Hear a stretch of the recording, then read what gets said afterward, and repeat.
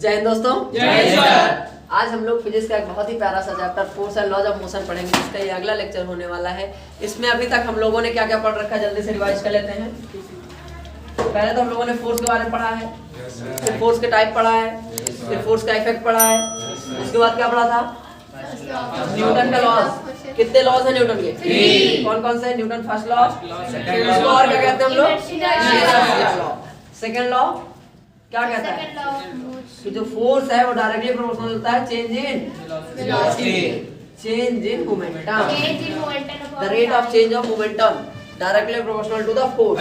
मतलब मोमेंटम को चेंज करने के लिए आप जितना समय दे रहे हो वो डिपेंड करता है आपके फोर्स पे, या फिर फोर्स उस पर डिपेंड होता है। ठीक है ना? इतना तो हम लोगों ने पढ़ रखा है। आज हम लोग इसी को आगे बढ़ाते हुए पढ़ेंगे Newton third law of motion. तो right down the Newton third law of motion. Newton third law of motion. आप लोगों को पता है सबसे फंडामेंटल लॉ यही है। मतलब ये एक ऐसा लॉ है जो यूनिवर्स में फॉलो होता है। मतलब बहुत सिंपल, बहुत आसान। जैसे फर्स्ट सेकंड को याद करना थोड़ा कठिन रहा होगा, लेकिन थर्ड लॉ को याद करने में कोई दिक्कत नहीं होगी। और ये एक ऐसा लॉ है जो आप आए दिन सोते जागते उठते बैठते फील करोगे। ठीक है, तो पहले जान लेते हैं न्यूटन थर्ड लॉ होता क्या है। किसी को पता हो तो बता दो। Every action has an equal and opposite reaction. Every action has equal and opposite reaction. और किसी के पास कुछ? न्यूटन थर्ड लॉ किसी के पास है कुछ? हाँ बताओ। When we apply some force on any body, that body will also oppose same force to our body. ठीक है, और कोई कुछ बताना चाहता है? चलो देखते हैं, हम लोग देखते हैं इनका स्टेटमेंट क्या है। जैसे फर्स्ट लॉ का स्टेटमेंट क्या था? Resist the change of state. If a body is in motion, want to be in motion. If a body is in rest, want to be in rest until and unless an external force applied. मतलब अगर कोई body rest में है तो rest में रहेगी, मतलब inertia कहती है।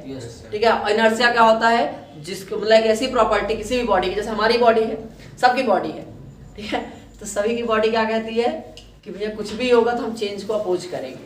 जैसे आप लोग होते हो कंफर्ट में रहते हो, फिर डिस्कम्फर्ट नहीं होना चाहते हैं ना, क्योंकि आपकी बॉडी अपोज कर रही होती है। सेम वैसे ही तो न्यूटन थर्ड लॉ क्या कहता है, देखते हैं, लिखिए। देखो, इट स्टेट्स दैट, ये सब लिख लिया करो। It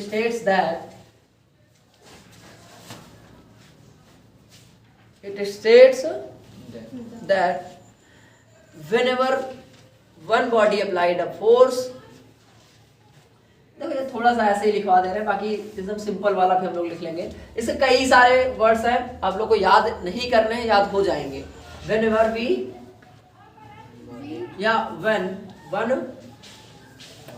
whenever one body applies force या फिर applied force on other body,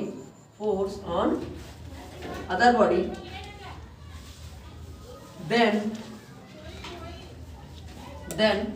other body या फिर that body also exerts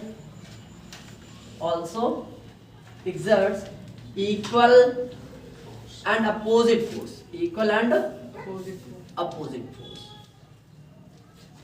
to the first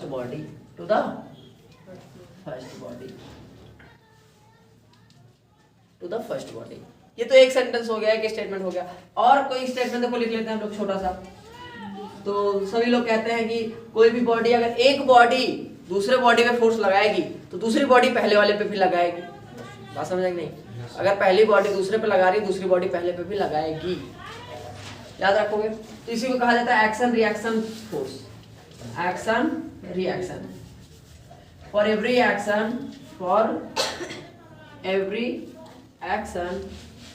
there is equal and opposite. There is equal and opposite reaction.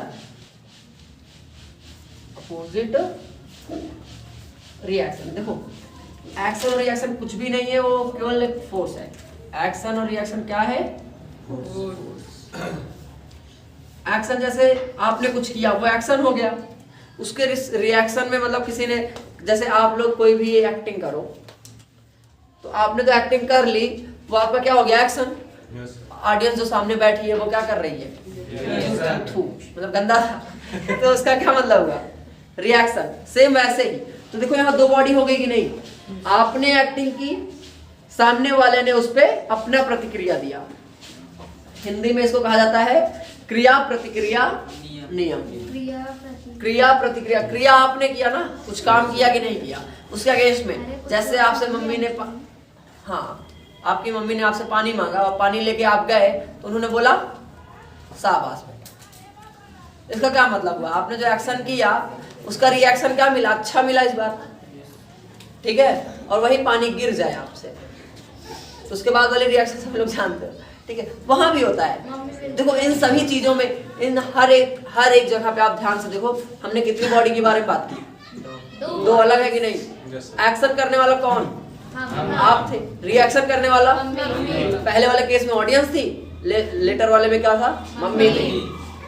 अभी जैसे हम कह रहे हैं इस दीवार पे हमको हाथ मारना है, इस बोर्ड पे हाथ मार रहे हैं, तो हाथ कौन मार रहा है? हम। मतलब एक्शन कौन कर रहा है? ये हाथ। लेकिन इस हाथ में चोट भी लग रही है ना, तो इस पे फोर्स कौन लगा रहा है? ये दीवार। ये दीवार। तो न्यूटन का थर्ड लॉ है।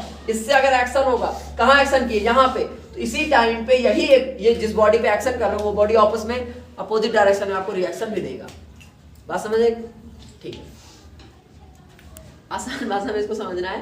जैसे आपने अपने फ्रेंड को एक थप्पड़ लगाया गाल पे, तो अभी ये तुरंत दूसरा, दिस इज परफेक्ट एग्जांपल, तो दूसरा हाथ तुरंत आता है कि नहीं आता उसका?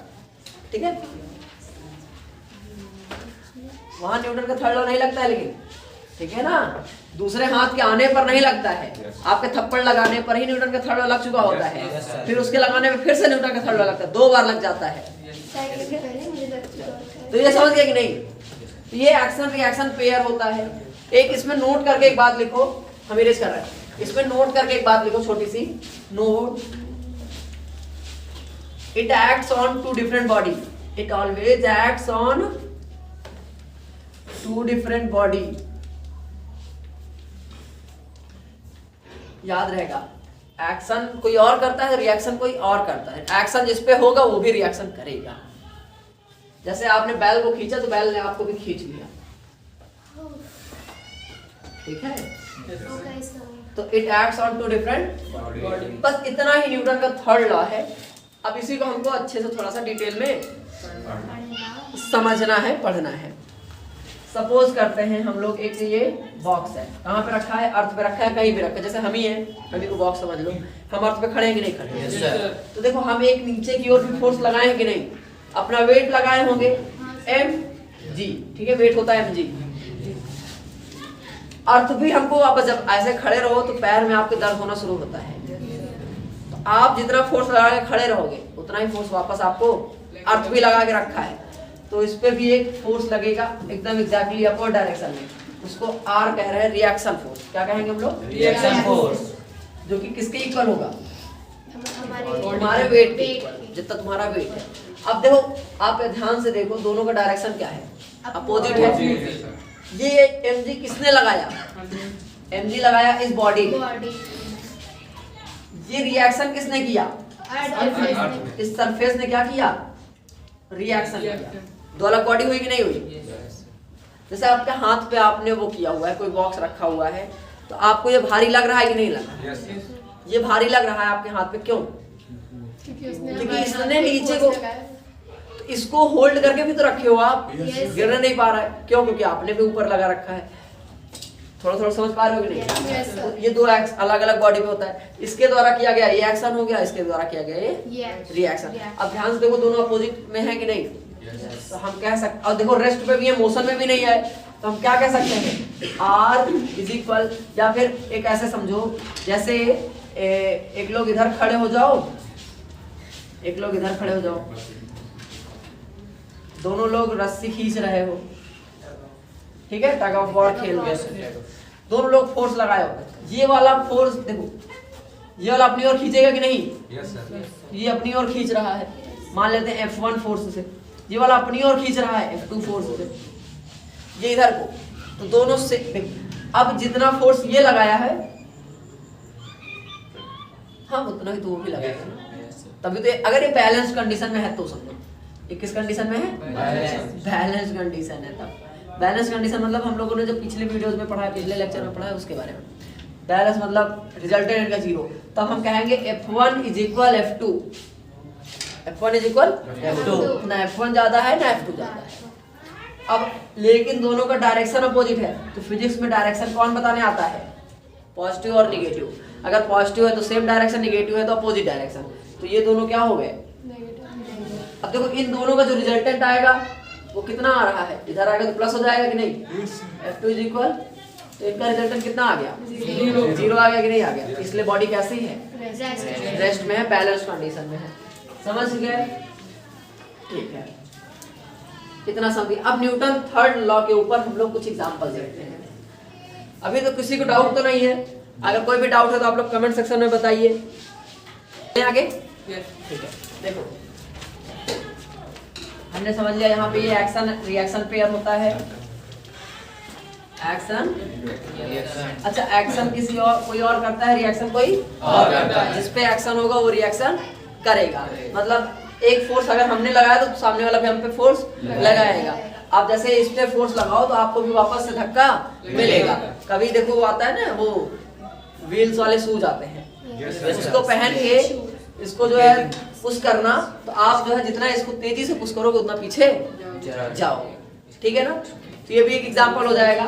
आइए अब हम लोग इसके एग्जांपल्स देखते हैं। अच्छा एक चीज है, एक चीज छोटी सी है कि जो ये एक्शन रिएक्शन हो रहा है वो साइमल्टेनियसली होता है। साइमल्टेनियसली का मतलब समझते हो आप लोग?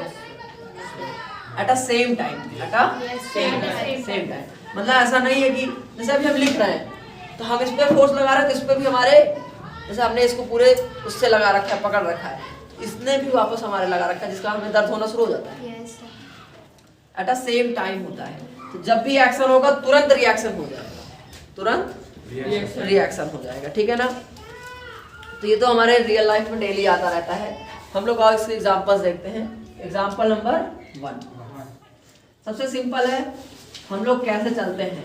Case of walking, case of walking, walk या फिर रनिंग, वॉकिंग, कुछ भी ले लो। ठीक है? कभी अपने आप को चलते हुए देखे हो?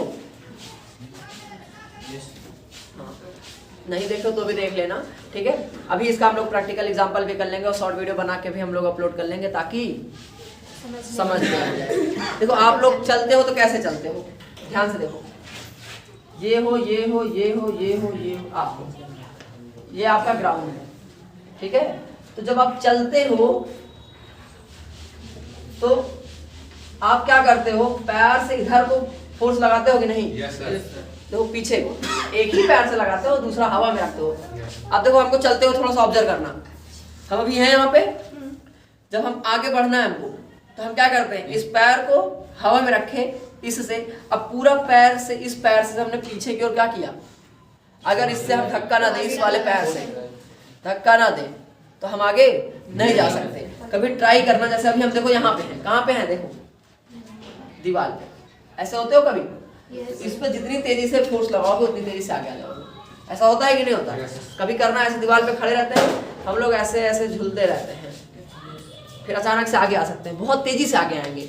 क्यों आ रहे हैं? क्योंकि हमने जितना फोर्स लगाया उतना ही फोर्स हमको दीवार ने वापस गिफ्ट में दिया। क्योंकि ये किसने बोला? अब इसी बात को किसने बता दिया? अगर वो ना बताए होते हम लोग बताते, तब हम लोग बताते ना बताते। ठीक है? हम भी तो कर रहे हैं वही काम ना, लेकिन वो पहले बता गया तो इसलिए हमें पढ़ना पड़ रहा है। ठीक है? जय। ठीक है? तो एक हो गया केस ऑफ वॉकिंग। तो वॉक करने में आप जमीन पे क्या करते हो? फोर्स लगाते हो। आपने किया एक्शन, तो वापस से उसी जमीन ने क्या किया? रिएक्शन, जिससे आप चल पाते हो। यहीं पर एक्शन करो, रिएक्शन करने वाला ही कोई ना। हवा में क्यों नहीं चल पा रहे हो? यहाँ पे भी तो कर सकते हैं। तो we are not able to create that much action. अब एयर हमको उतना रिएक्शन नहीं दे पा रहे, नहीं तो हम हवा में चलने लगे, हो जाए ऐसा। देखो ये हम इस पे भी तो एक्शन लगा रहे हैं, बट एयर पार्टिकल पे हमारा कोई असर ही नहीं हो रहा है। तो समझ पा रहे हो कि नहीं? रिएक्शन लगाने के लिए कोई है ही नहीं। अच्छा एक तो केस ये समझ गए। अब दूसरा है स्लिपरी केस। दूसरा कौन सा है? Slippery case. स्लिपरी।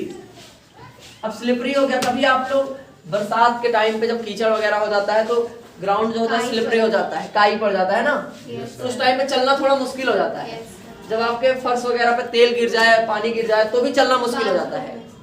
बाथरूम में आपके चलना बहुत मुश्किल होता है, मतलब क्यों ऐसा क्यों? स्लीपरी हो जाता है, friction आप कहोगे वहाँ फ्रिक्शन कम हो गया, वहाँ हो पे गया। फ्रिक्शन कम हो गया तो वहाँ पे स्लिप हो गया, स्लिप होने लगा तो पैर गिर Yes. गया। तो वो न्यूटन का थर्ड लगता है। आपको पता है आपको चलने के लिए, दौड़ने के लिए क्या चाहिए? न्यूटन का थर्ड लॉ चाहिए। Yes, sir. आप अगर एक्शन करो तो सामने वाला रिएक्शन करेगा। करे। तो मतलब आपने ग्राउंड पे जब एक्शन किया तो ग्राउंड वापस रिएक्शन करना चाहिए। Yes, sir. तो जब स्लिपरी केस है तो आप समझो जैसे हमने इस पे किया, हमारा पैर स्लिप कर गया, मतलब वो जो हमको रिएक्शन मिलना था वो रिएक्शन हमको मिला ही नहीं, तो हम गिरेंगे कि चल पाएंगे? गिर जाएंगे। इसीलिए हम लोग वहाँ बहुत संभाल के चलते हैं ना। फिर वहाँ पे हम एक्शन, फिर वो नॉर्मल जैसे चलते हैं नहीं चलते, फिर हम लोग क्या करते हैं, फोर्स लगाते हैं कि नहीं, कि कैसे भी फोर्स लगे ताकि अर्थ हमको वापस दे। अगर अर्थ रिएक्शन करना बंद कर दे हम लोग बस नहीं चल पाएंगे। समझ गए कि नहीं समझ गए? Yes. फिर हम लोग को चल पाना बहुत मुश्किल हो जाएगा। तो स्लिपरी केस में क्या होता है, आपको अर्थ के द्वारा बहुत कम रिएक्शन मिलता है जिससे आप नहीं चल पाते, बहुत मुश्किल हो जाती है। तो हम लोग फिर डंडा लेते हैं, डंडे के सहारा लेते हैं, फिर डंडे से ऐसे फोर्स लगाते हैं। लगाते हैं कि नहीं लगाते? ठीक है। और देखो सबसे फेमस जो बहुत पूछा जाता है आपके क्वेश्चंस में, जो बहुत पूछा जाएगा वो पूछा जाएगा गन का रिकॉइल होना। Yes. गन का रिकॉइल होना। अब देखो इसके जितने भी हमारे एग्जांपल्स हैं इन सब के ऊपर हम लोग शॉर्ट्स वीडियो अपलोड कर देंगे, आप लोग वहां से पूरे चैनल पे जाके देख सकते हैं, ताकि क्योंकि डिटेल में एक्सप्लेन करना यहाँ पे सारे बहुत लंबा लेक्चर हो जाएगा। तो कुछ ही हम लोग डिस्कस करते हैं। गन का रिकॉइल मतलब होता है वापस आना। कभी आपने मूवीज वगैरह में देखा होगा, Yes. तो जब गन चलती है तो गन बैकवर्ड भी आती है। तो जितने सोल्जर वगैरह होते हैं जिनको भारी गन चलानी होती है उनको कहा जाता है अपने कंधे मजबूत करो, कंधा मजबूत करने के साथ साथ बहुत टाइट गन पकड़ो। क्यों? क्योंकि देखो ये गन है हमारी, पहले गन बन जाएगी ना, ये हमारी गन है, ठीक?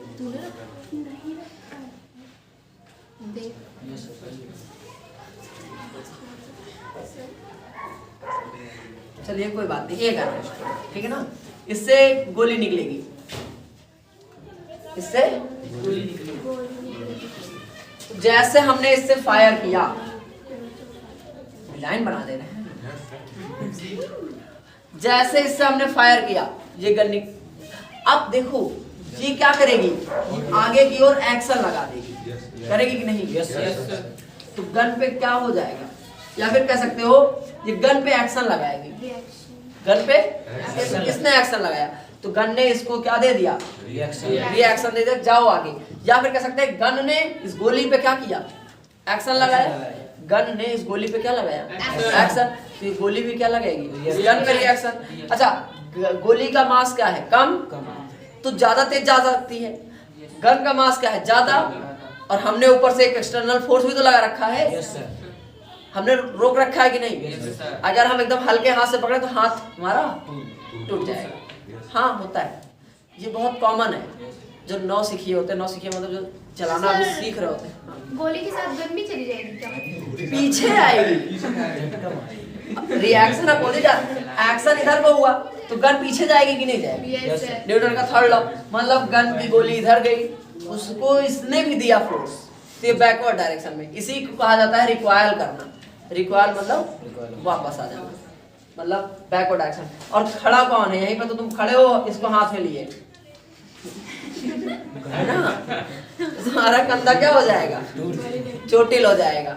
तो देखो तुम लोग ध्यान देखो, जो आर्मी वाली जो मूवीज बनती हैं, जो नीचे बैठे रहते हैं, जो छुपे रहते हैं, तो अपने कंधे के सहारे गन को रखे रहते हैं। ध्यान से देखना, वो ऐसे सेट करके बैठे ही होते हैं। आज घर जाके कोई भी सीन देख लेना, जो गन वो छोटी वाली गन आती है उससे शूट करते हैं, वो लोग भी क्या करते हैं, उसको भी बहुत टाइट पकड़ के रखते हैं, वो लाइटली नहीं पकड़ते हैं। क्यों?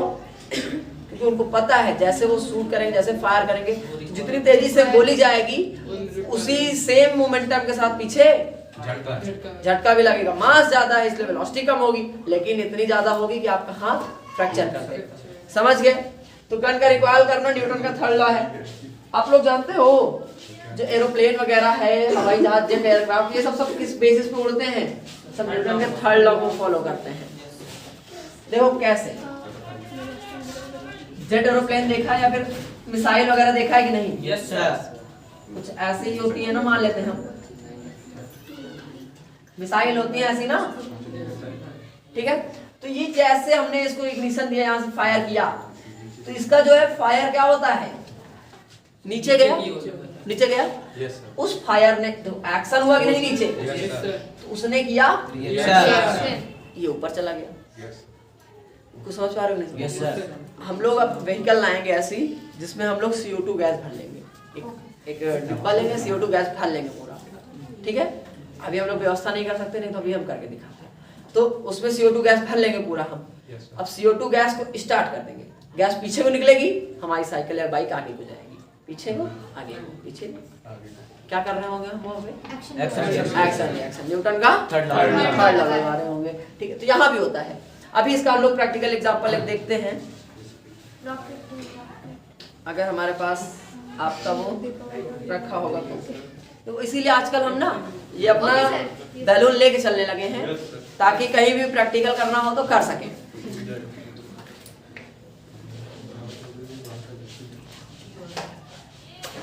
कितने लोग मना रहे हैं, फूट जाए। गंदे बच्चे, देखो ध्यान से, ये क्या होगा? अभी एयर भरी दिख रही है कि नहीं सबको? पहले सीधे कर दो। इसके अंदर एयर दिख रही है आपको? Yes, sir. अब एयर किधर को निकलेगी आप बताइए? पीछे को. पीछे को। इधर को निकलेगी? Yes, sir. बैलून किधर जाएगा? आगे को जाएगा। क्यों जाएगा? मतलब इधर को एयर एक्शन करेगी, बैलून आगे को। देखेंगे आप? Yes, sir. देख पाएंगे नहीं? देख यस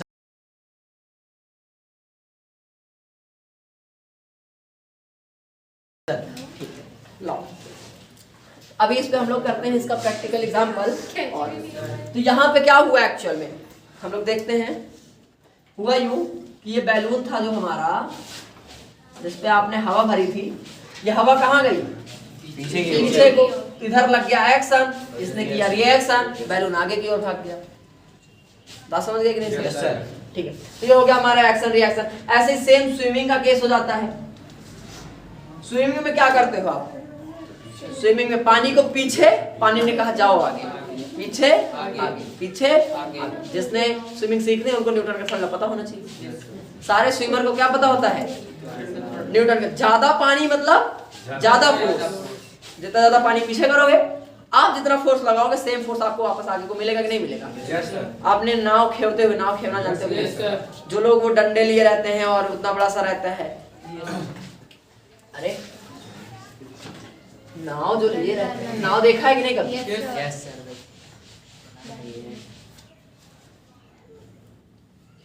इस पे एक लोग बैठे हुए हैं, इन्होंने इधर को एक डंडा, अरे इतना बड़ा हाथ कहाँ होता है ना, ये है, इन्होंने एक डंडा, इसमें ऐसे इतना सा रहता है, इसको क्या करते हैं? पीछे की ओर, ऐसे पीछे किए, जितना पीछे करेंगे उतना आगे नाव जाएगी। पानी जितना पीछे उतना आगे, क्योंकि इन्होंने क्या किया? पानी पे इन्होंने क्या किया? पानी पे किया एक्शन, पानी ने किया रिएक्शन। न्यूटन का थर्ड लॉ समझ में आ रहा है कि Yes, sir. नहीं? अच्छा, सेम ऐसे ही जो घोड़े वगैरह खींचते हैं, बैल कार्ट वगैरह होता है ना, बुल कार्ट होता है, बैल कार्ट। घोड़े बैल कार्ट कहाँ? Bullock cart. वो क्या करते हैं? वो क्या करते हैं बताओ? देखो, घोड़ा जो है सारी की सारी फोर्स लगाता है पीछे को, Yes, sir. या फिर बुल जो भी आपने लिया है वो पीछे को लगाता है, और पूरी की पूरी व्हीकल आगे की ओर जाती है। समझ पा रहे हो कि नहीं समझ? अच्छा, एक चीज और है, आप लोग कभी साइकिल वगैरह से कूदे हो? Yes sir. कूदे हो कि नहीं कूदे? Yes sir. चोट ना लगे, कूदना मत। लेकिन देखो वहां पे भी अब आपको बस एक ही चीज करना है हर जगह। जैसे अभी आप बैठे हो, आपको क्या लगता है? आपने एक्शन रिएक्शन किया हुआ है कि नहीं? जैसे अभी देखो, हमने इस पे हाथ रखा हुआ है, रखा है, Yes, sir. तो अब हमारे हाथ पे चोट लगेगा, क्योंकि हमने इतने पे ही क्या किया था? एक्शन किया था। इसी सेम से हमको रिएक्शन मिला। अब पूरे से हमने इस पे रखा हुआ है, जैसे हम लोग होता है ना कभी कभी ऐसे टेक लेके खड़े हो जाते, टेक लेना जानते हो ना, ऐसे हम लोग खड़े हो जाते हैं।